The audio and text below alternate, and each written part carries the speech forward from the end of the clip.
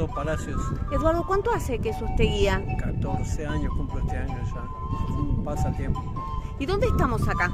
En este momento estamos en un geositio de la quebrada de Cafayate, quebrada de las Conchas, que se llama Anfiteatro.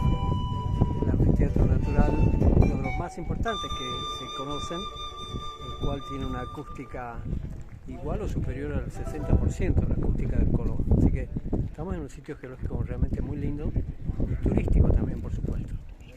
¿Quiénes estuvieron acá?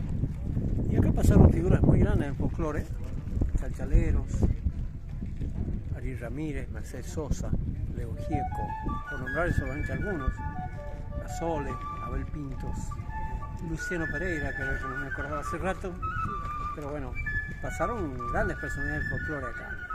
Tengo entendido que acá formó parte de la grabación de un disco de Leo Gieco que se llamaba De Ushuaia a La Quiaca, que hizo una grabación acá para completar ese disco. Así que, bueno, estamos en un sitio realmente muy especial.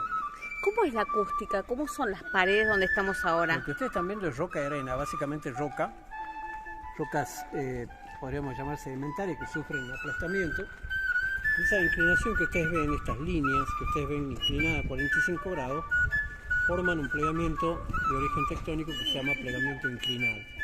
Así que, además de eso, se agrega un poquito la parte geológica, que en esta quebrada es muy importante.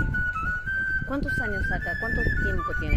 Es un poco difícil decirlo, pero algunos geólogos calculan que estamos hablando de formaciones que superan los 100 millones de años. Posiblemente formada por una antigua cascada de origen tectónico. Muchas gracias. De nada. Gracias. Un gusto. Saludos a la gente de San Luis. Muchas gracias.